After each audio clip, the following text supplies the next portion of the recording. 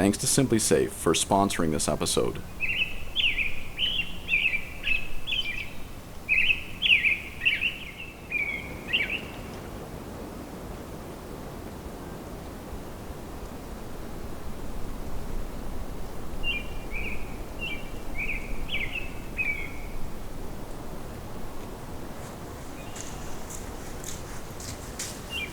Hello my friends, today we'll be chinking the log cabin, which is something I've been so excited to do.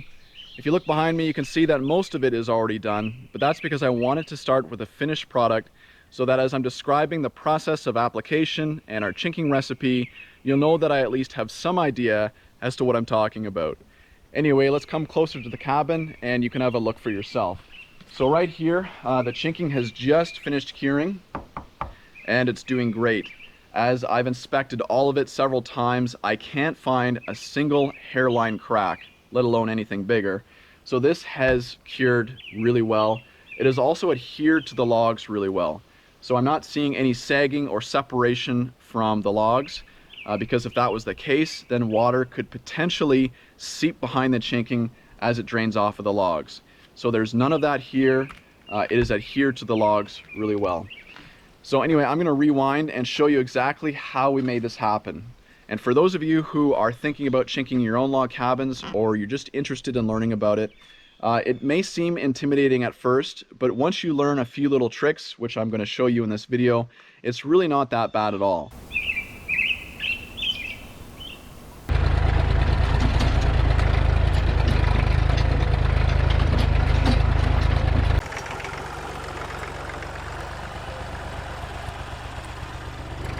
I arrived with the raw materials in tow: mortar, Portland cement, and sand, weighing 1 ton in total and costing $370 Canadian.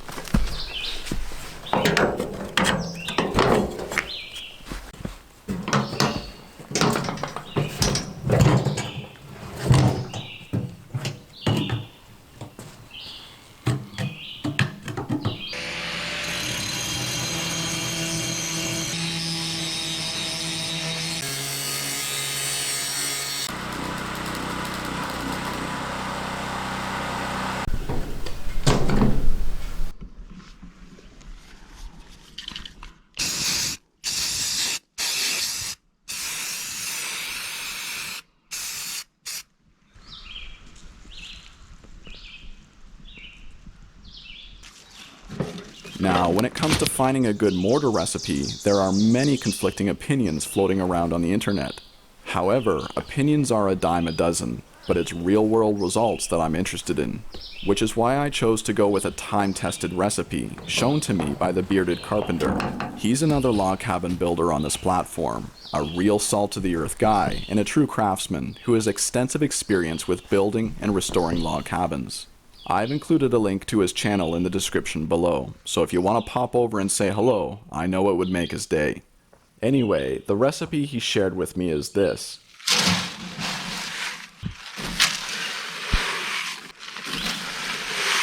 Three parts general purpose sand, half a part type N masonry cement, and half a part Portland cement. The bearded Carpenter chinked his home and well house with this recipe over 25 years ago, and it's still going strong. I'm not saying that this is the only mortar recipe that works. However, the fact that it's a proven recipe is what convinced me to use it.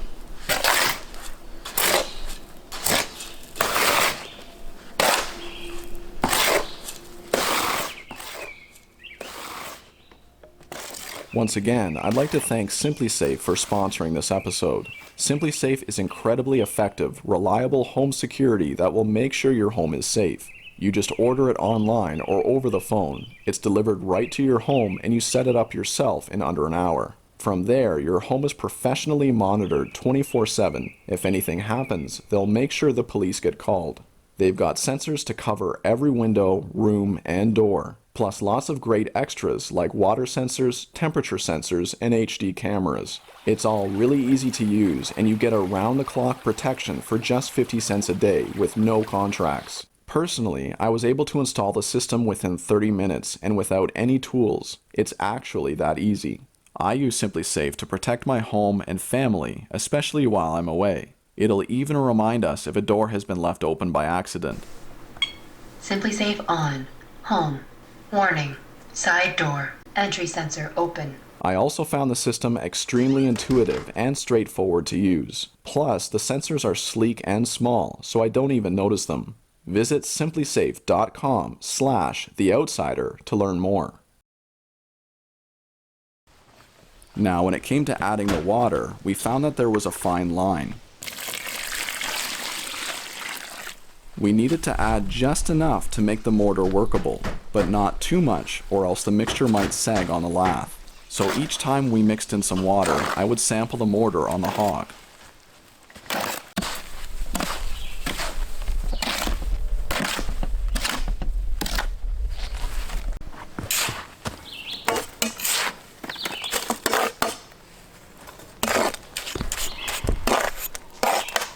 This time, the mortar, although wet, was still too crumbly to hold together.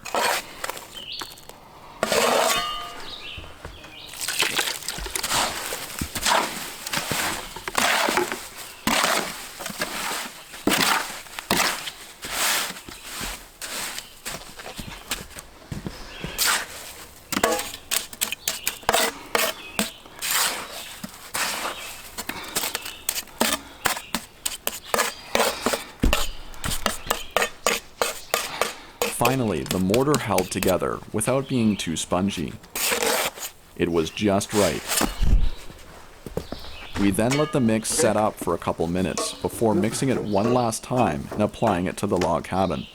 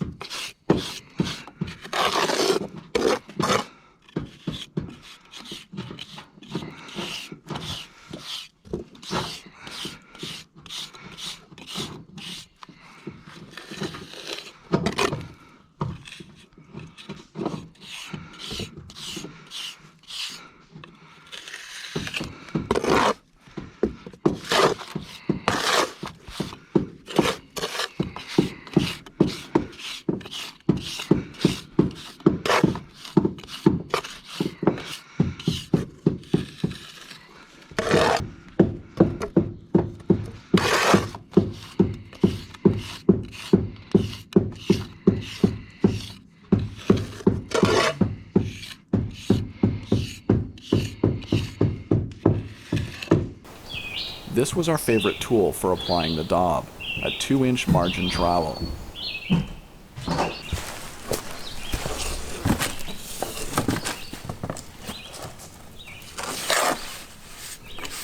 As you can see, we would rest the hawk on the log and push the mortar into the lath with a trowel until there was no remaining gap between the logs. Then we'd smooth it out and trim the excess. This process was a little tricky to learn at first, but we soon caught on to it. It's just one of those things that you have to learn by doing.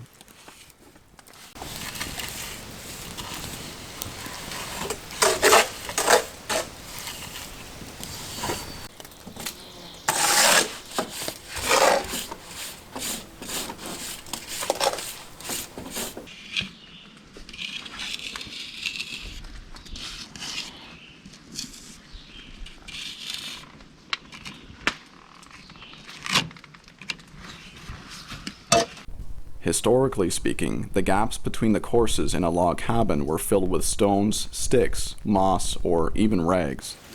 This was known as chinking. Then mud or clay, often reinforced with straw and ashes, was spread over top of that. This was known as daubing.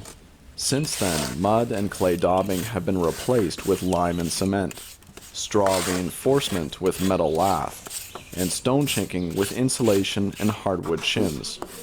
Nowadays, the terms chinking and daubing are often used interchangeably, as their definitions have been blurred over time.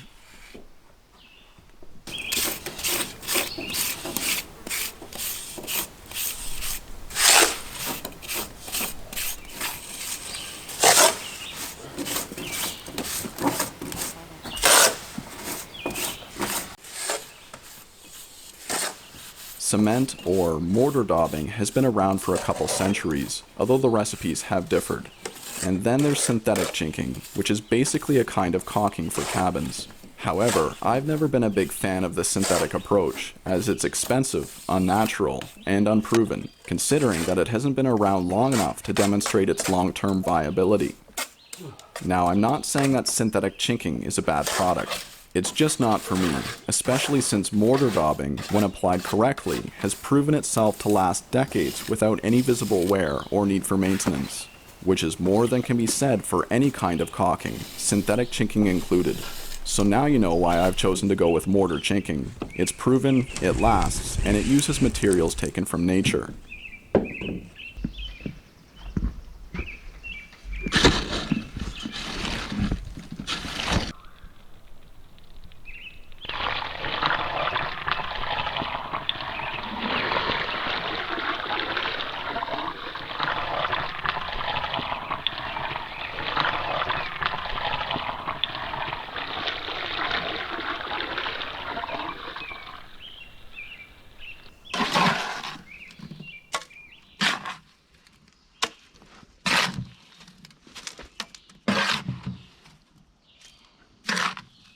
Some people will add pigment to their chinking mix to adjust its color, but I chose not to, since it already matches the color of the clay deposits in my area, giving my chinking a more locally historic look.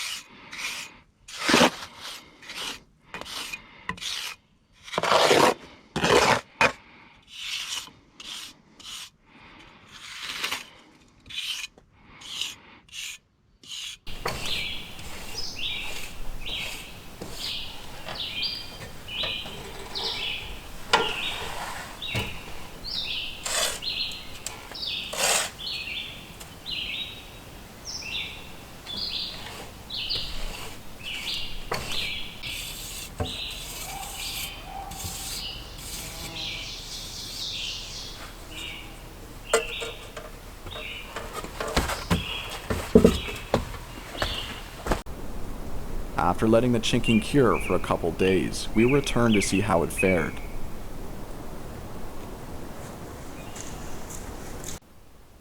Not a single hairline crack to be found anywhere, and the mortar has maintained its seal against the logs.